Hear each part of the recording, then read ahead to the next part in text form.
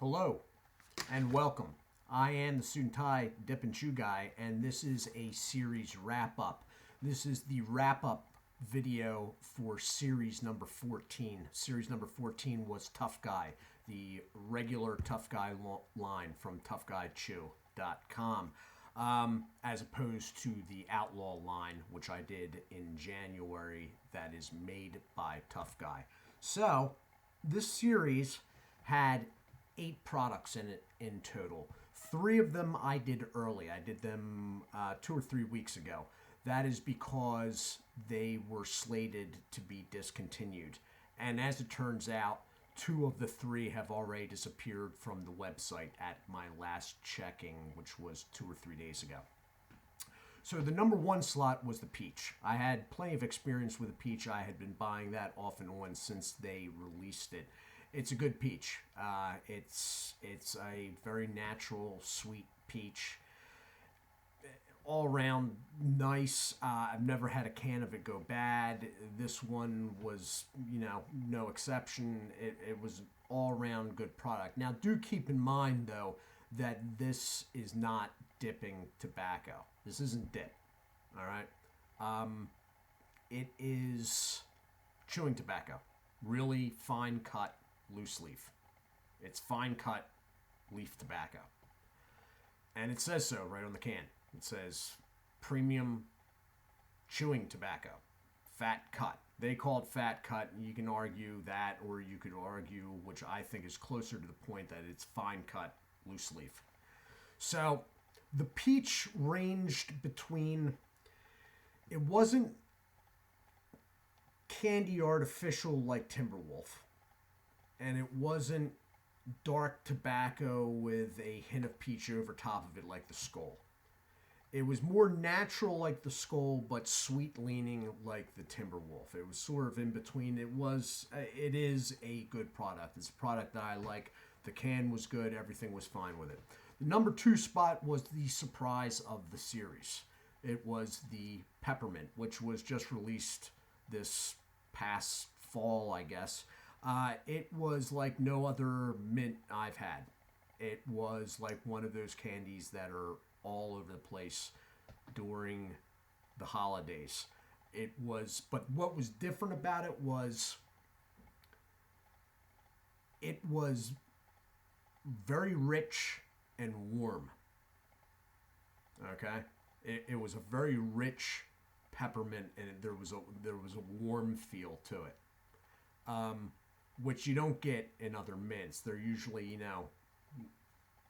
a minty blast. This wasn't quite that. It was a rich, warm peppermint. Very standout in my mind. It was something I actually ended up finishing the can of it, and I'm not even a big mint fan myself, but it was very different. Number 3 went to Wintergreen. The Wintergreen and the peach are already gone from the website. The Wintergreen was a good Wintergreen. It didn't have a lot of stingy mouthfeel, which is one of the main reasons I don't like Wintergreen. It was sweet. It in its own way was sort of rich too. It was very much like Hawken. Only with these products, unlike Hawken, which is also fine cut chewing tobacco, these products have had the nicotine levels raised to trending high dip levels. So it was very much like Hawken with nicotine. Unfortunately, it would seem to be gone already. So I had never had it before because I'm just not a Wintergreen guy. But I found the Wintergreen mouthfeel tolerable in it, and all around it was all right. So then I moved on to other things because I thought I could just wrap this series up whenever. But then somebody dropped on their much larger than mine channel that the entire Tough Guy line was being discontinued.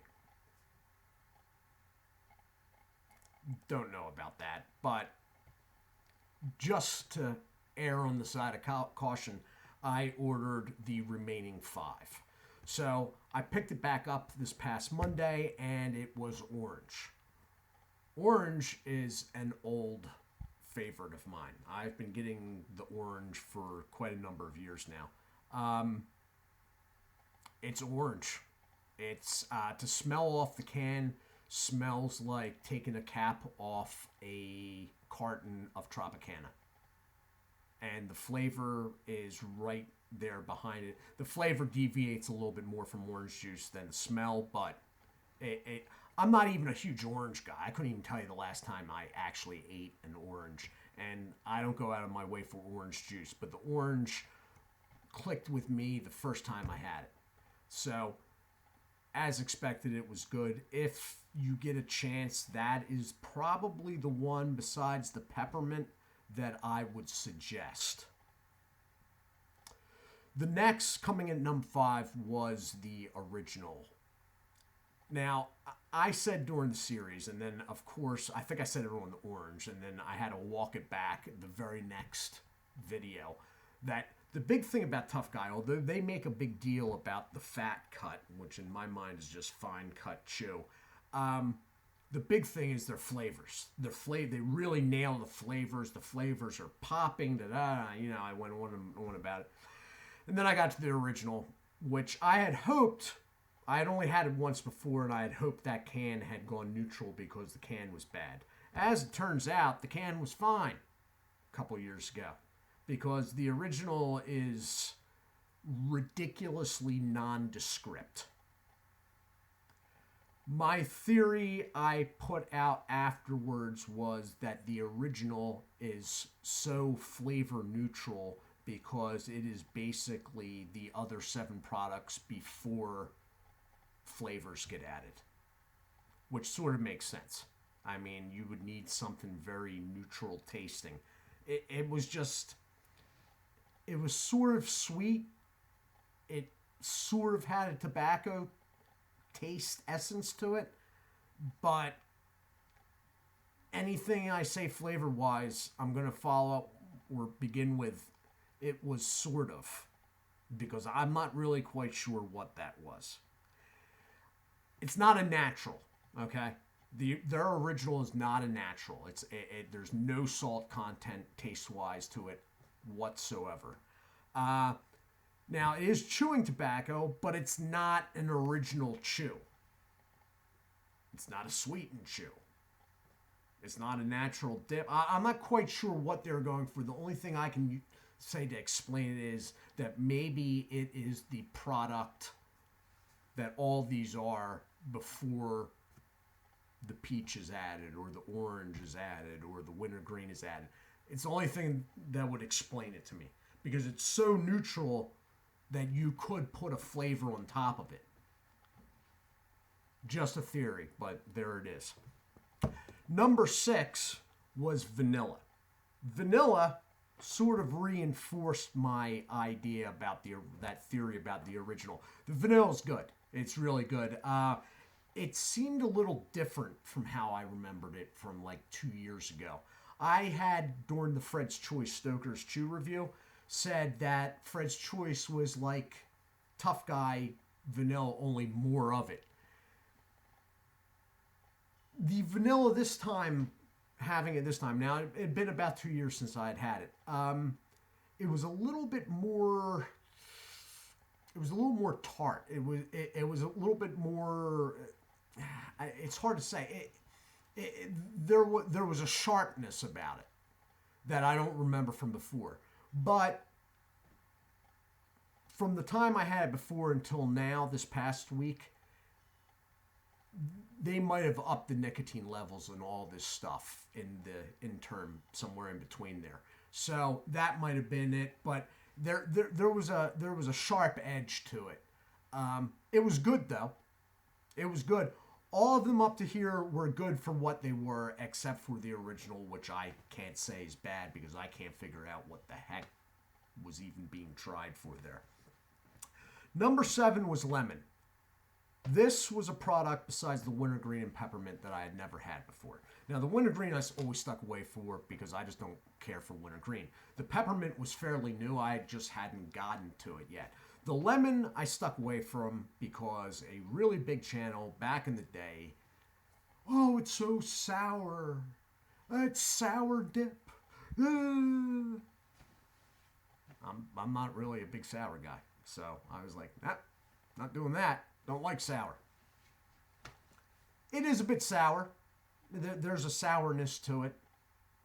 It's not overblown in any way. The lemon is a natural lemon.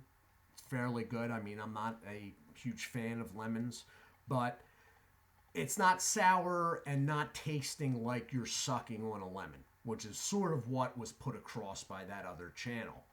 It's sort of like you squeezed a lemon 50-50 with water. It's like lemon water. Not lemonade, like lemon water.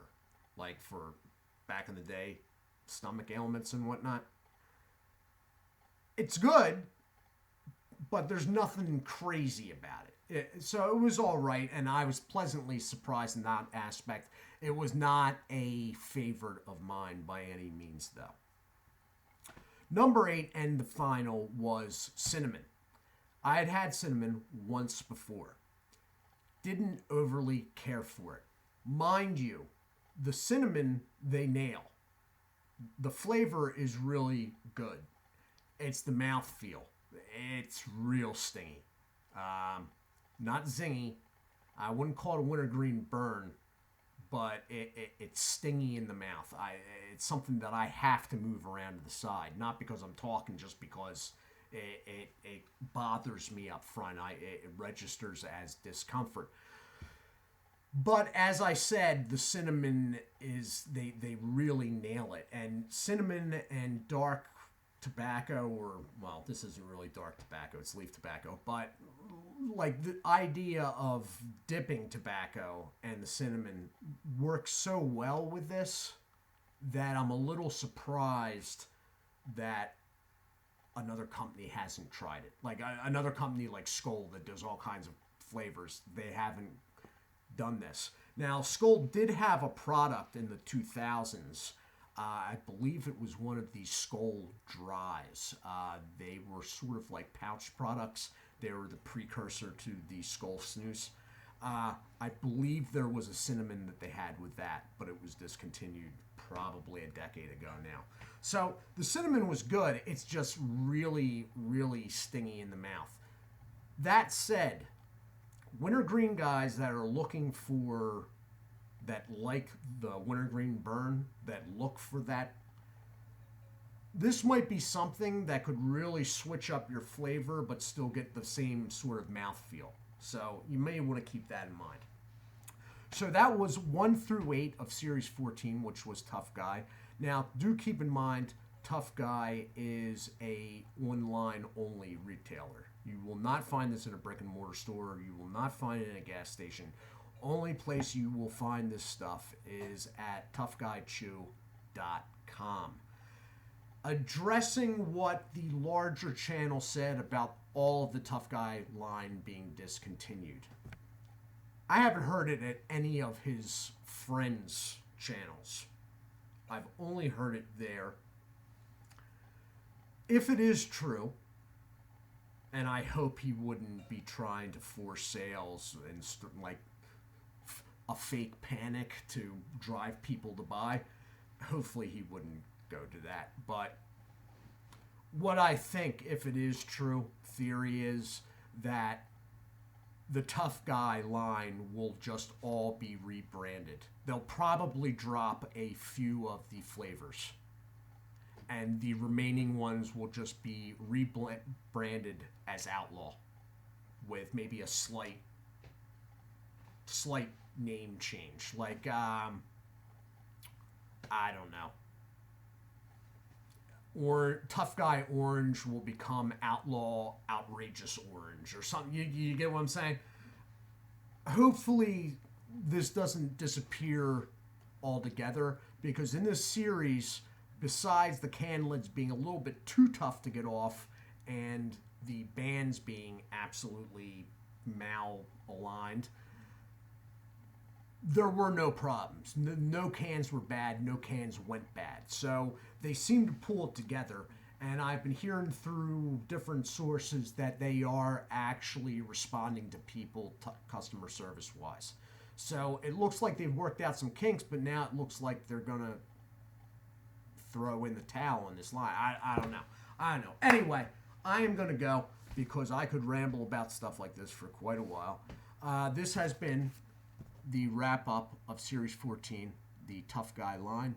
If you missed it and wondering what the hell I'm talking about right now, look at the videos that were posted over the last 5 days.